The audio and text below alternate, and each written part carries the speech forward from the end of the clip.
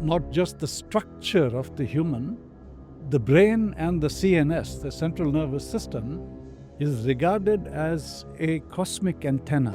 If you put a ruby in water and you keep that in the presence of light, it will charge the water with infrared rays from the uncut and the cut. In the uncut, it's vibrant. I mean, these are very vibrant levels of energy that begin to streak out, like what Nikola Tesla did when he charged the electromagnetic fields of his Tesla tower with 1,000,000 volts.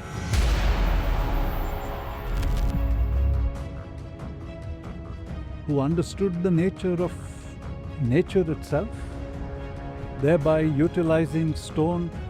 We now talk about infrared because we can do the same thing with the infrared to be able to heal bones. You know, I mean, that's a lot.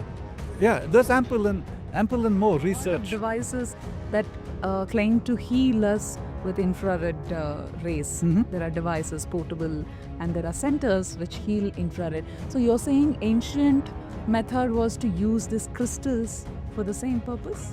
So, at least from what books have provided, you know, books and then narratives down the road, is that how do we, you know, when you go to the root of thought itself, it was for life to flourish.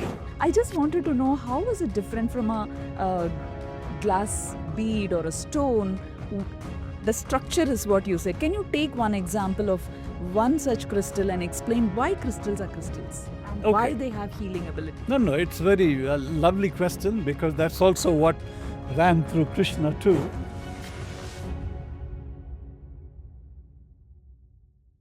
Welcome to the Life Grids Conversation. This is again a series of conversation with Dr. Krishna. In today's conversation, we are going to take a topic which is widespreadly used: crystals. We hear crystals in healing modalities. People carry it for good vibes. So, a person who has used crystal in varied facets of life and he has measured the energy aspects of crystals, let's learn the basic fundamentals from Dr. Krishna. Welcome, Dr. Krishna. Thank you so much for the series of conversation that we are having for the Life Grids Conversation. Our community is so grateful for you. Thank you so much, and welcome again for our conversation.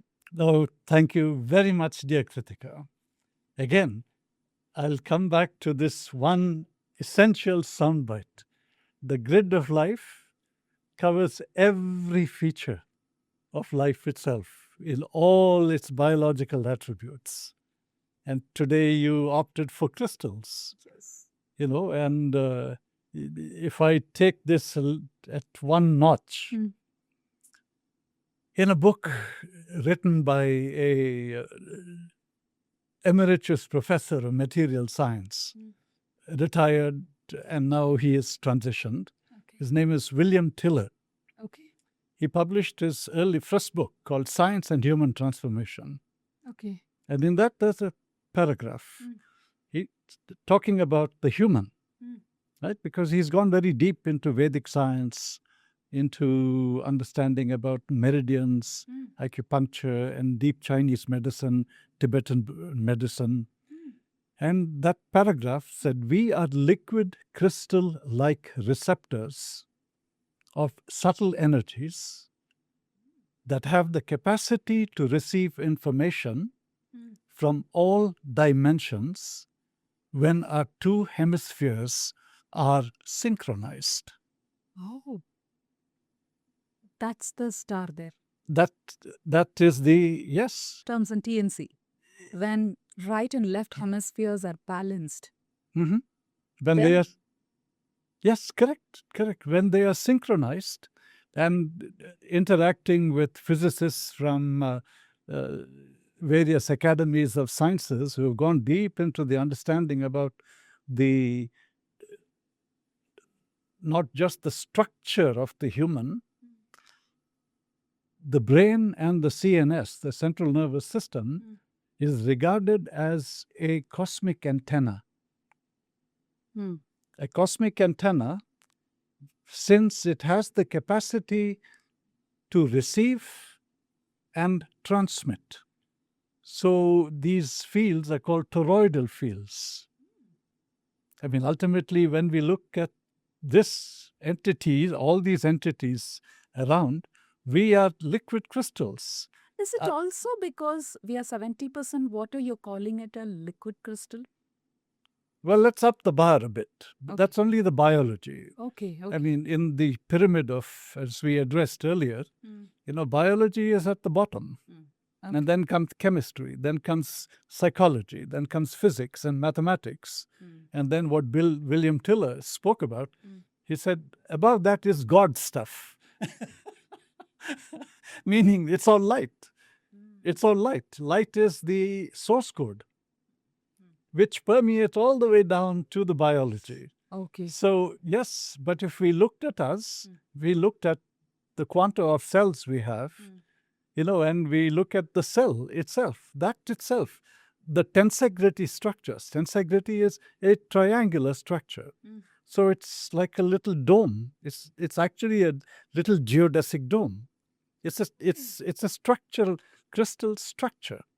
Okay. So the water inside, when that water, which we've spoken about, is able to emit those piezoelectric fields, which is what occurs when you squeeze a crystal, like a quartz crystal, it emits. And that's because it has a little pressure. So they emit these emanations. So we are continuously receiving and transmitting emanations. See, that's a domain of not thinking or understanding.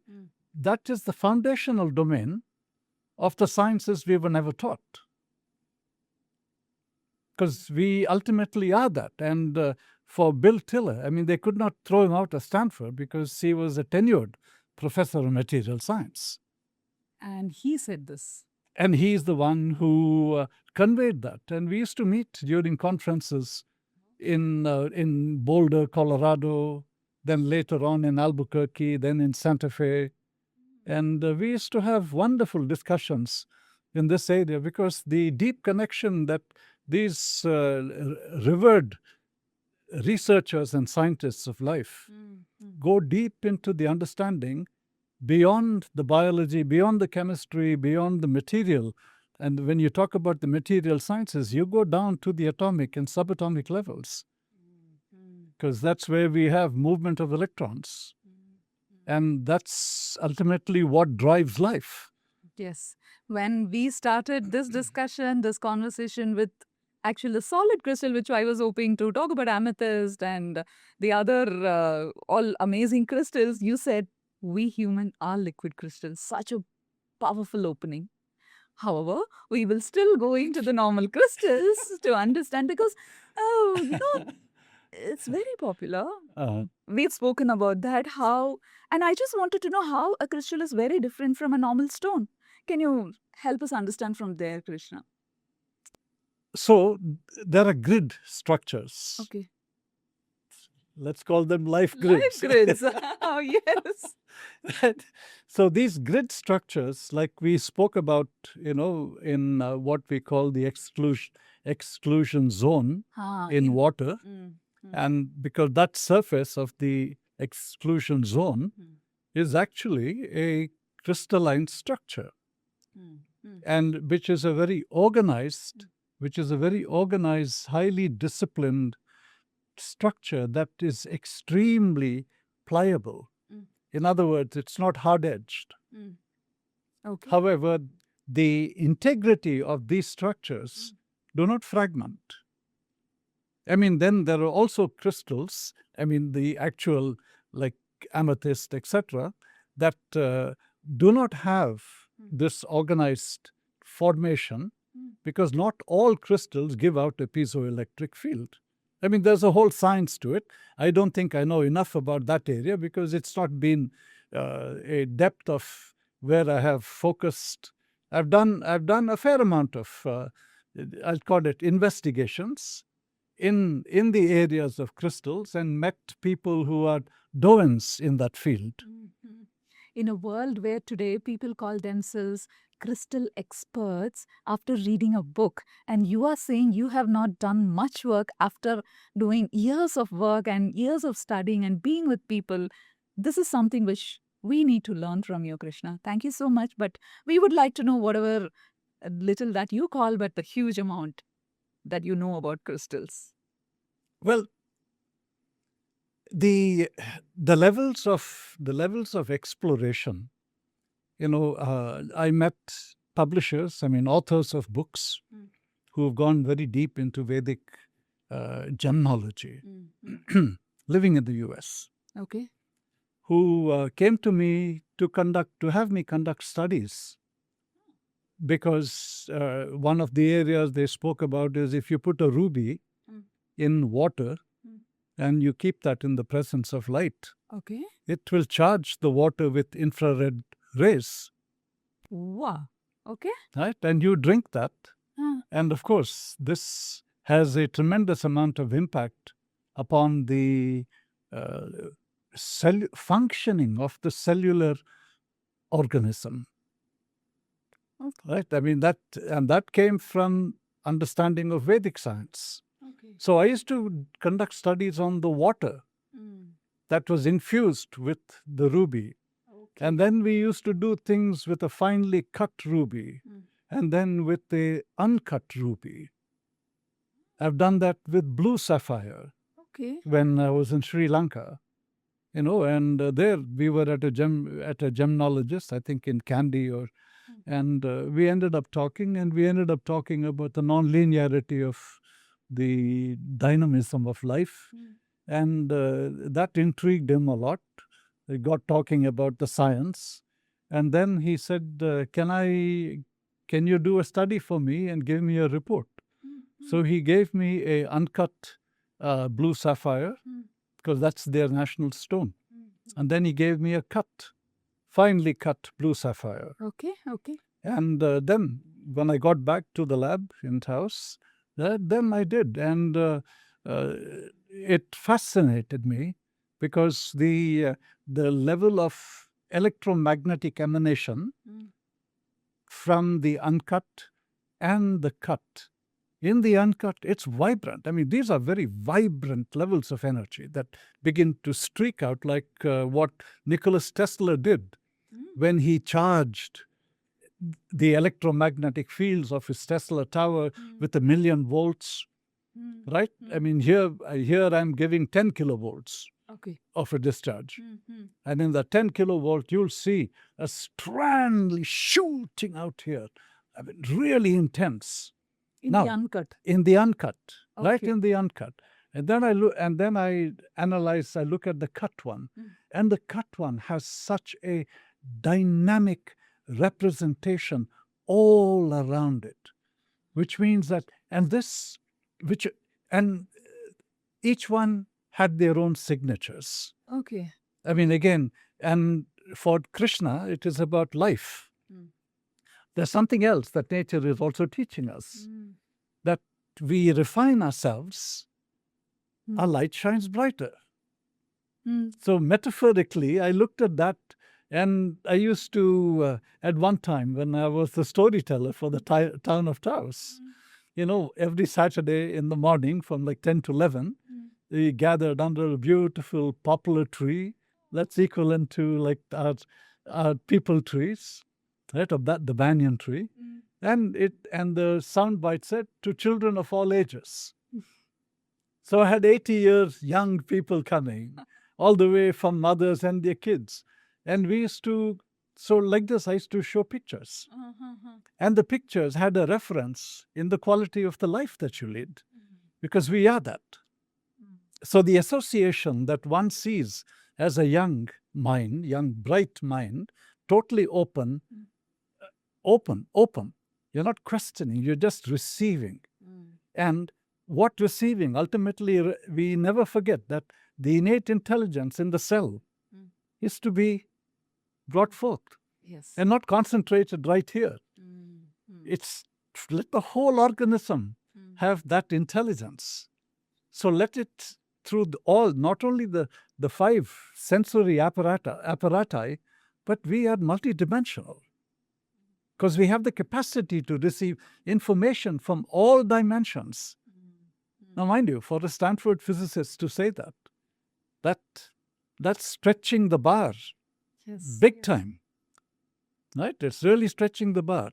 However, if you don't, how do you get people to question? Because in science, you question. In research, you question. Till there is an application that creates a seamless interface of life. And the crystals brought that out. So the uncut, like we still have our gunas, no? Sattva guna, rajas, tamas guna. So depending upon the let's call it the power of each guna, they also represent how we interface the thoughts, the speech, the capacity of articulation. Right. Right? All of these get refined. And the more refined and finely cut one is, then we find there's not much to say. Agreed. Yes. Right? Because it says everything just by being. You can sit in the presence of the Dalai Lama, as an example. Asking nothing. And nothing, he doesn't need to say a word. And you are at total peace. So the refined one was, so is it there's something called the uncut was much dynamic and refined was much refined. The refined cut. Is there something called good and bad? Or is it like from raw, move to refined, well cut crystal? Was that the metaphor you're bringing? Well, when we consider, look at the amount of pressure that it takes for the earth movement, over millions, billions of years. You take a diamond as an example. I love it. Right? I do too. I do. From how many million tons of coal, compressed carbon, right? Because the structure is the same. The structure of a diamond and the structure of carbon are identical. The pressure of what has formed large coal mining, coal deposits, etc., ultimately leads to one tiny little diamond, and you got to excavate so much to get that. So look at the refinement, metaphorically again, of nature. Even though uncut? Even though uncut, gives you a stone, gives you a stone. As we begin to polish, in many practices of Zen, and even you find that a lot in Japan, where they talk about stone as a serseki stone. A serseki is a water stone. Okay. And the water stone have fine edges. In other words, their edges are very soft textured all the way and smooth textured. So serseki is a water stone.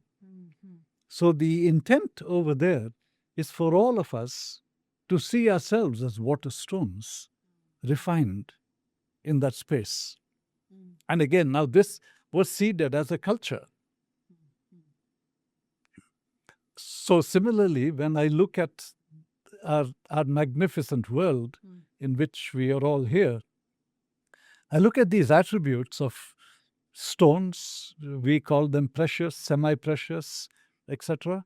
But within all of them, the properties that they exude, the properties that they emit, reflect upon, because we are that. So they convey across to us as a charge potential.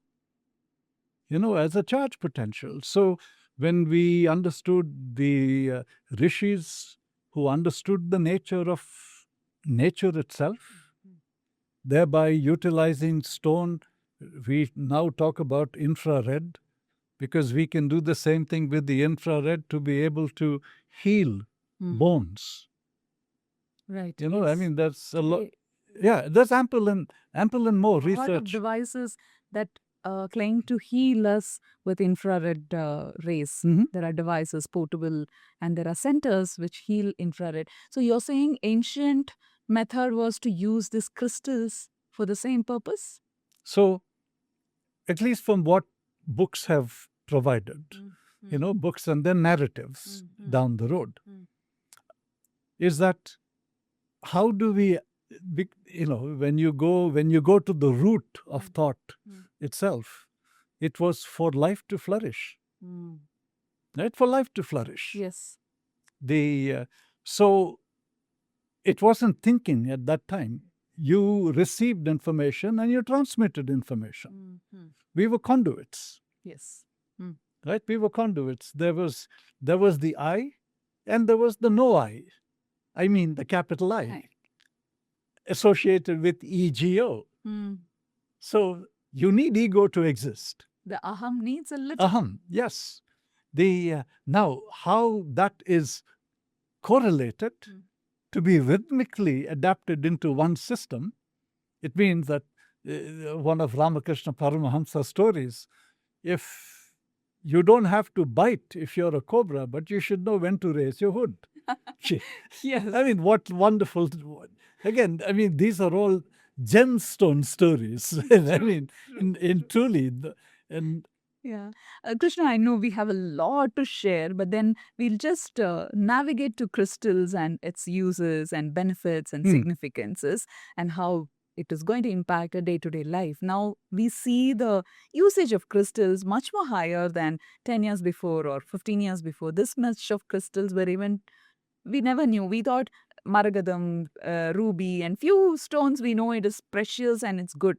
And that also we chose it based on astrology. But today, numerous crystals. It comes from all over the world. I just wanted to know how is it different from a glass bead or a stone?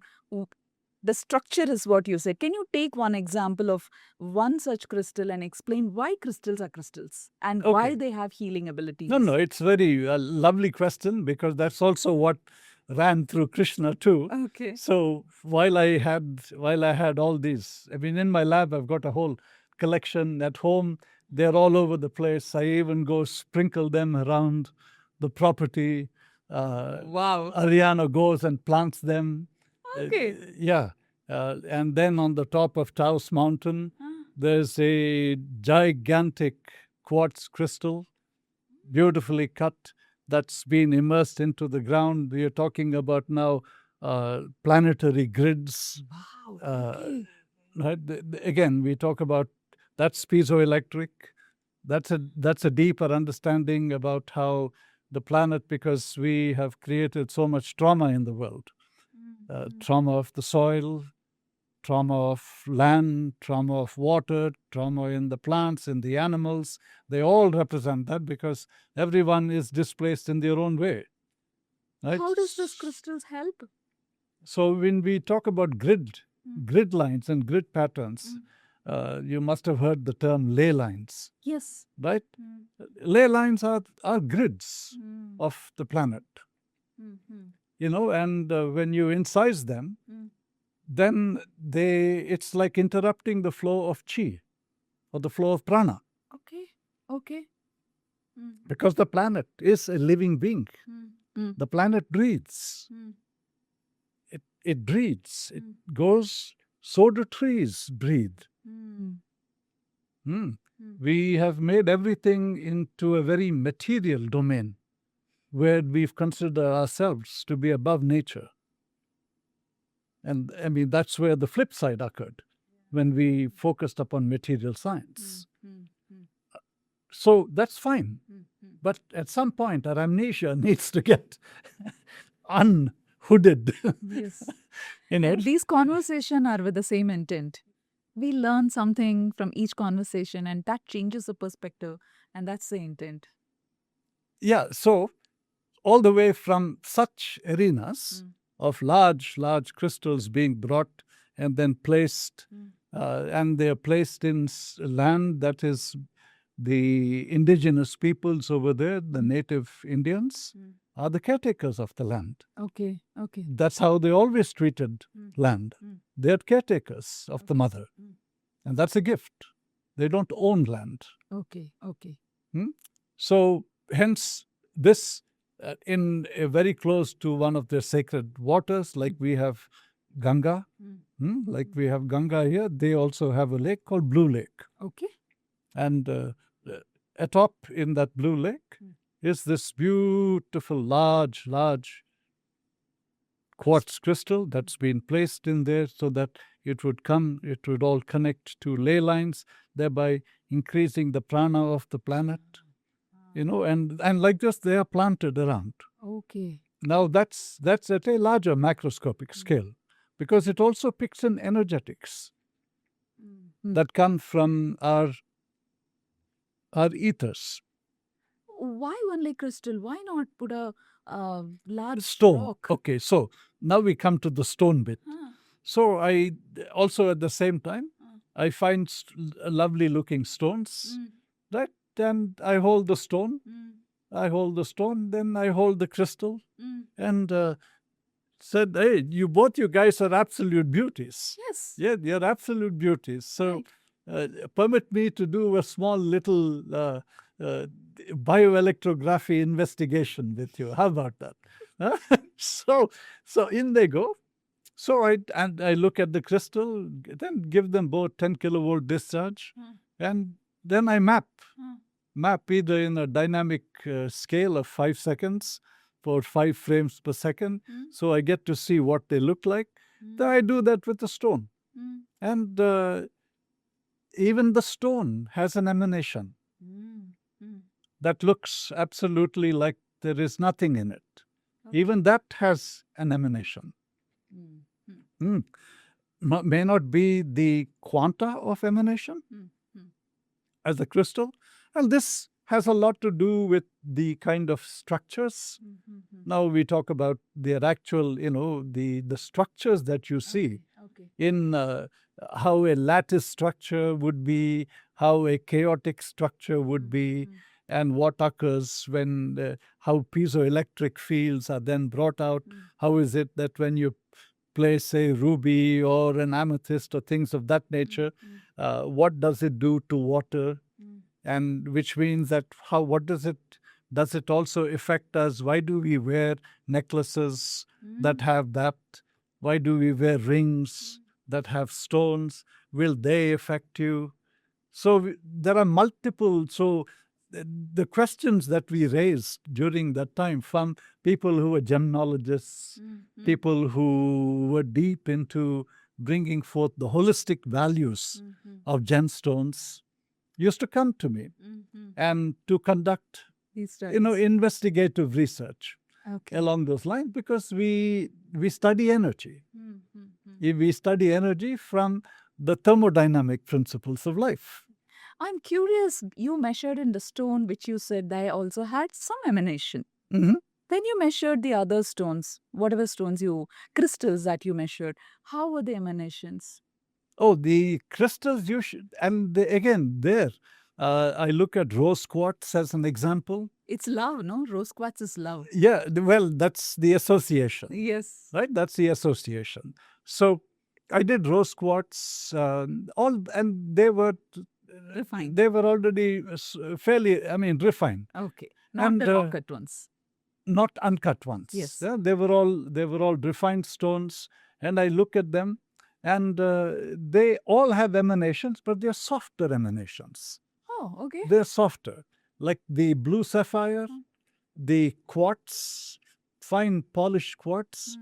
Oh, they were buzzing electrical fields. High, very high electrical fields. And so does that mean that when you are close to them or when you wear them?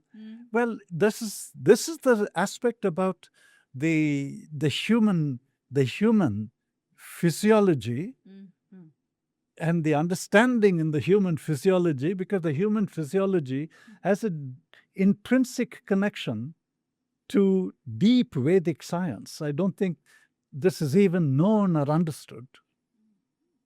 There's a book published by Dr. Tony Nader, who was at Harvard way back, I think in the 70s, 80s, and MIT. And did this- also a disciple of and Mahesh Yogi. a disciple who turned up to be a adept of Maharishi Mahesh Yogi, Yes, yes. right?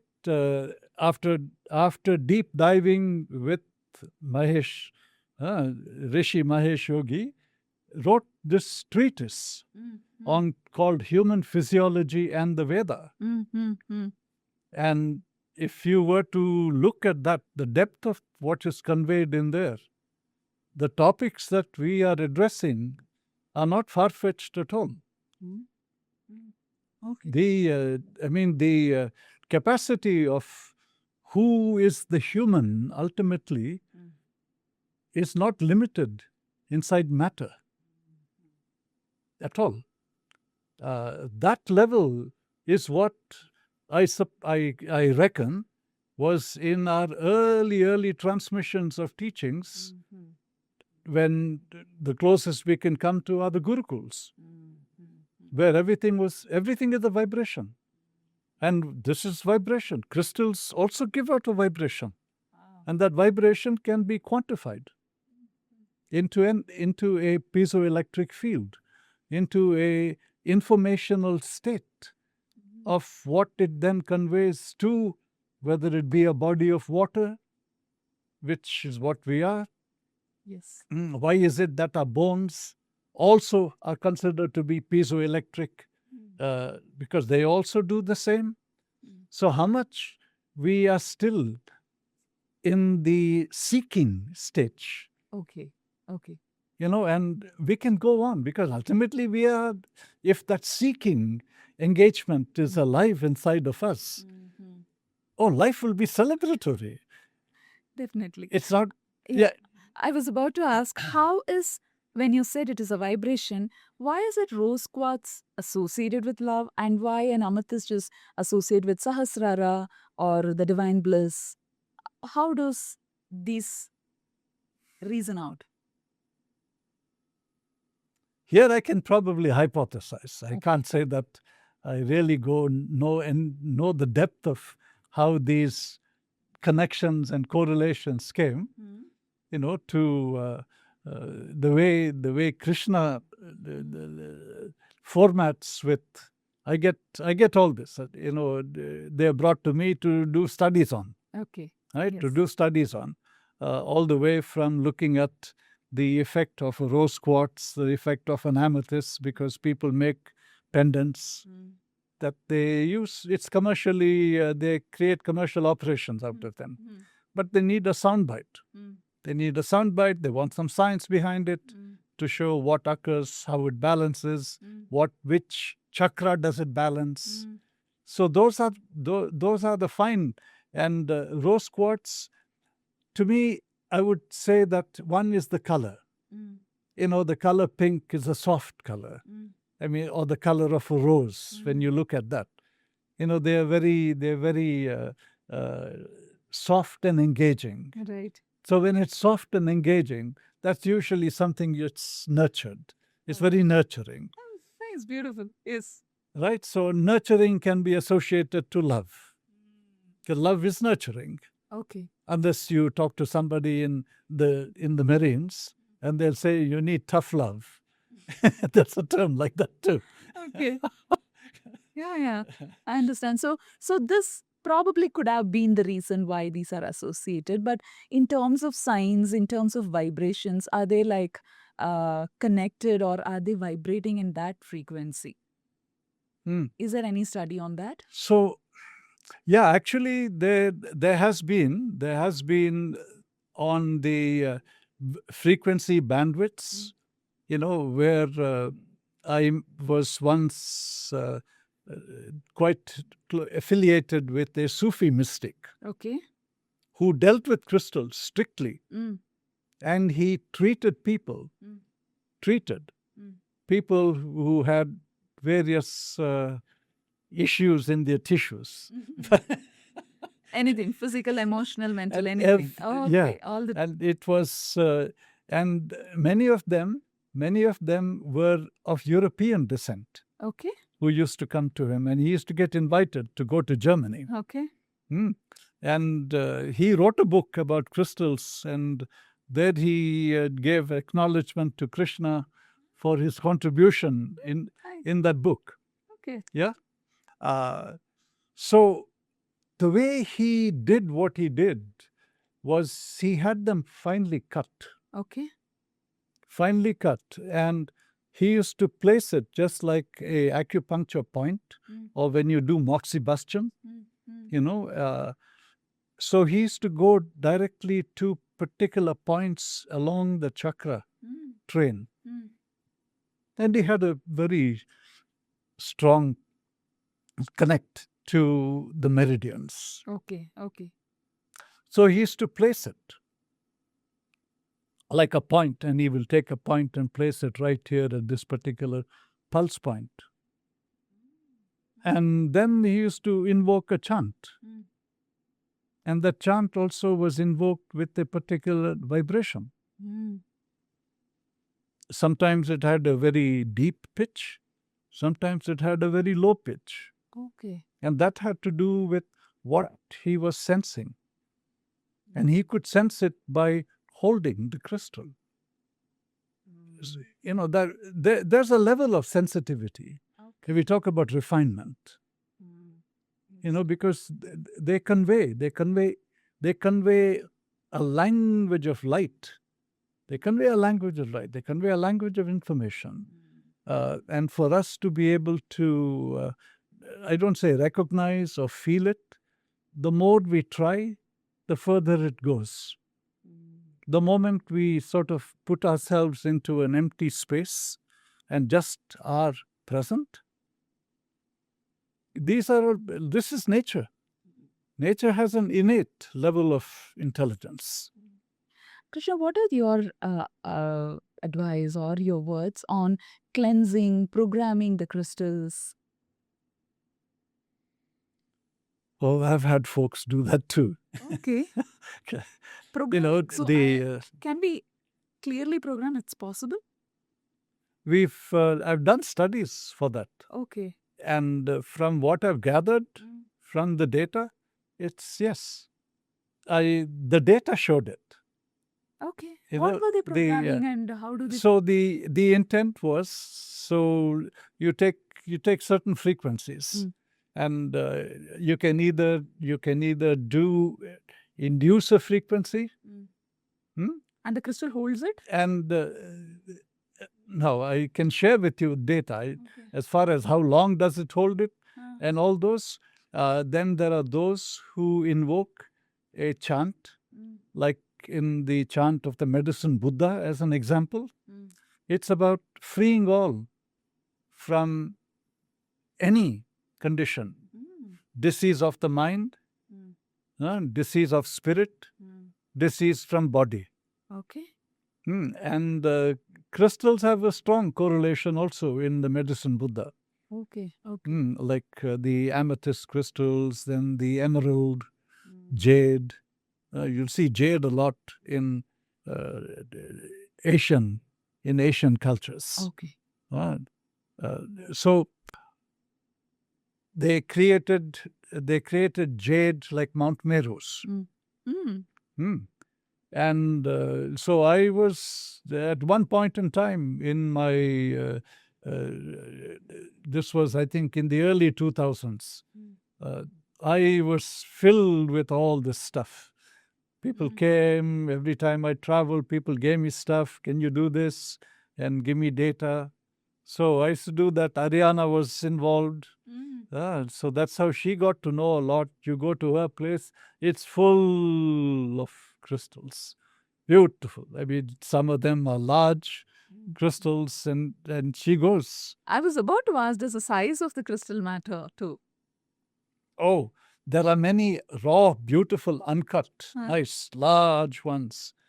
And then you come across these amethyst that can vary in size from this, like really like a geode you've cut They're all ultimately one stone, no? So the bigger the crystals are, the benefits are also higher because they emanate much more stronger electromagnetic There waves. is depth of color.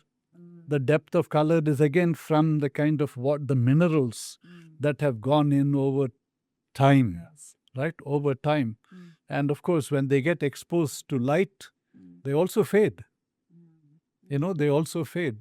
Today, they are also utilized in, there are crystal mats that are provided where you can lie down in a crystal mat. Okay. And that is constantly sending out piezoelectrics into the system because it's activating and stimulating. So when you prepare the field, and I used to tell people, I said, number one, you got to prepare. We are predominantly water. So if you have the right water, I mean, I'm not talking about the right water. What I mean by that is the water that has a high level of coherence in it, right? Then the capacity for transmission is also there, which means that you can hold that information without having it diluted. Immediately anything will hold. Okay. But does it have the ability to retain the information? And that's ultimately what really matters, because the functional state of a system is based on the ability for it to hold, retain, and then utilize that as power to drive you and guide you, Okay. if you're talking about the human organism. Okay, so the size, the color, everything matters. And the larger it is, we are in much more of that energy space. I want to share something that's also very. I was in Manali, Okay. right? Maybe 30 years earlier. So I went to the house where Nicholas Roerich lived. Nicholas Roerich was a Renaissance being. Okay. And he was like another miniature Da Vinci, Okay. and a painter, a scientist. And he lived in the Himalayas, originally from Russia. And he came and lived in the Himalayas. So I went to his place. He's also passed on. And the entire ledge of his house, was studded with crystals, Wow. Okay. right? And so here, just walking in there, now it's more like a museum. So just walking in there, you have a very, how you can walk into a room and you can sense, you have a sense. Everyone does. Whether there's what's the level of comfort or not. And that says a lot. So the moment I walked in to this space, you felt like you were being embraced. It was lovely.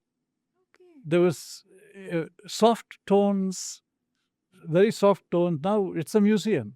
Okay. Right? I mean, fortunately, there weren't that many people out there. And it was, I think I was one of the first visitors to be in. And so that quanta of energy, again, because even at home, for me, there are crystals everywhere. Why do Why do I do it? Well, I love it. I love them. I love them for the fact that they have so much of life to share with me. I'm looking at something that's billions of years. Imagine that. Billions of years. And here, I'm looking at that in such a magnificent form. Okay. Okay. And there is geometries. They have a presence. Okay. They have diversity of tonalities. I mean, there are times when I even go and place, when I lie down, let's say I'm taking a nap.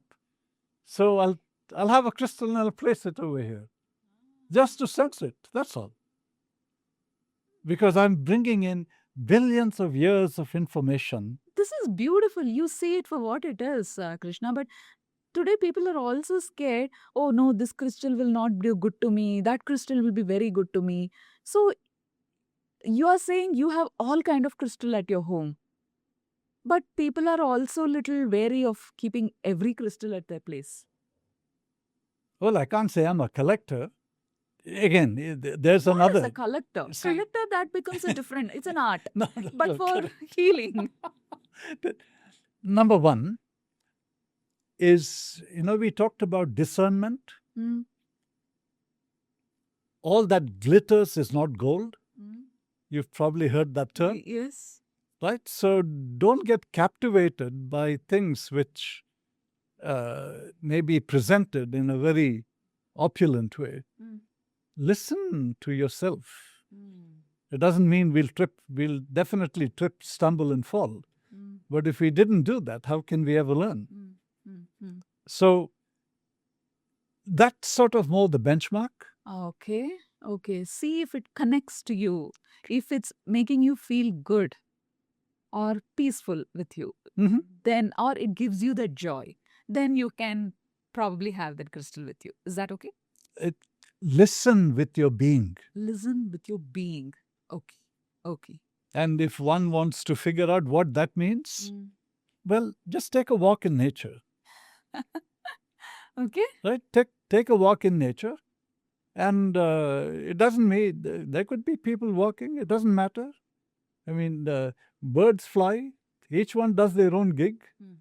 The little sparrow, doesn't matter what the crow is doing, the crow does what then the sparrow does. So similarly, we are the same.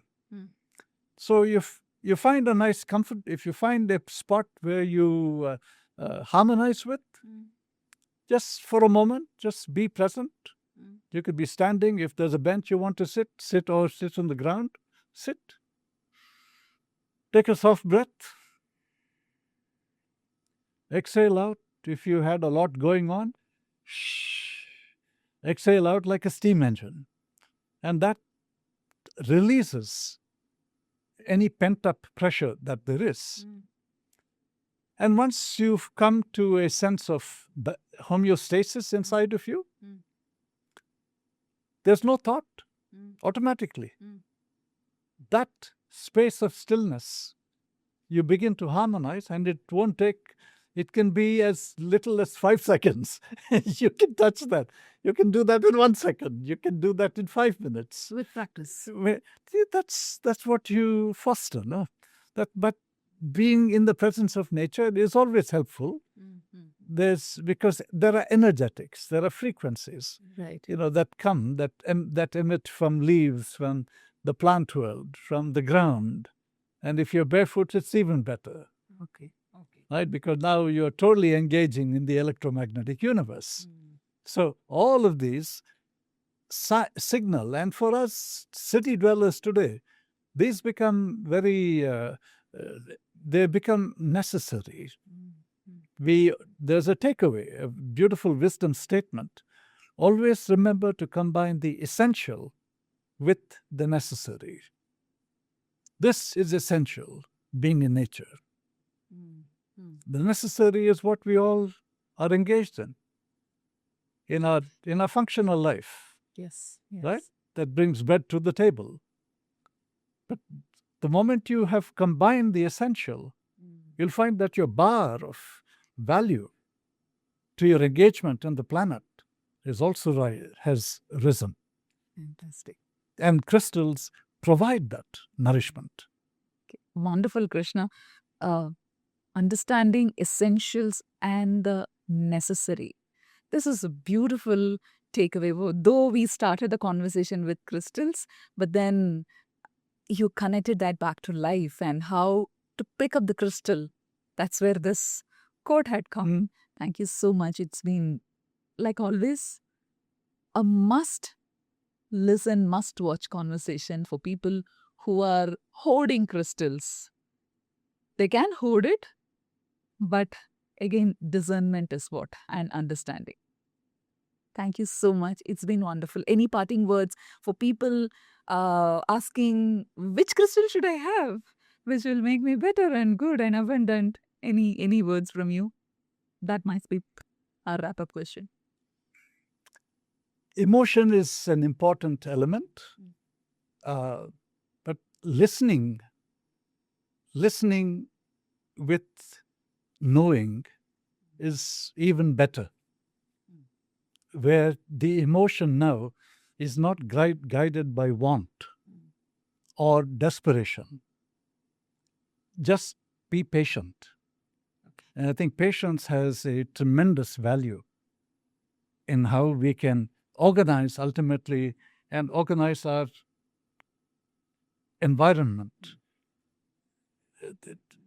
And that again it's an individual practice. That's a crystal quote. Any crystal recommendations?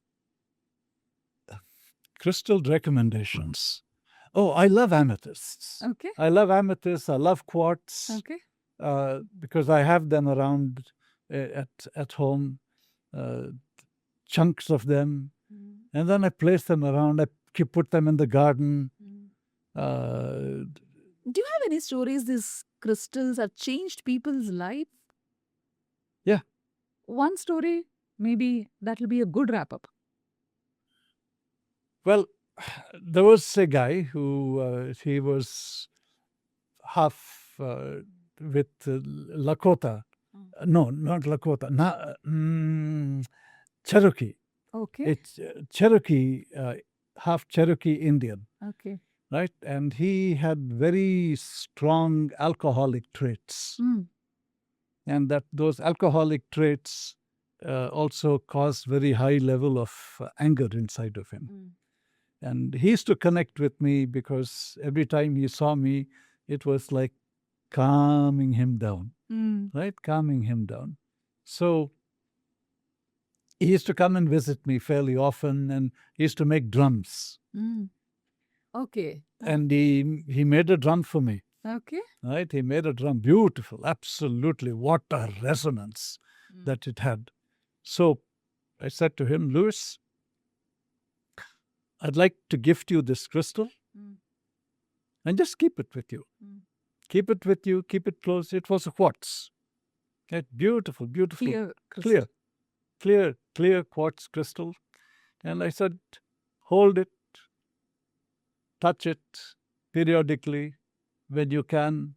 But if you're sitting at any place in your home, have it in your hand. And just gently, just hold it like that. And when you hold it in this manner, also we will transmit heat. And the crystal will hold that heat. And that heat would be equated, not just thermal heat, but anger also generates heat because it does it to the brain. It creates chaotic waves. And chaotic waves cause temperature to rise, which I can see from the technology that we have measured. Right? So I wove all that together so that he would be able to now look at the crystal and recognize it from a perspective of how it would be able to dissipate these strong patterned behaviors to which they became more conditioned until they get destructive. And he was touching a destructive state. So of course, before I gave him the crystal, I chanted the mantra of the medicine Buddha that was conveyed to me during an initiation in the late 90s with a high-level master of practice. So I did that. And this was transformative to him.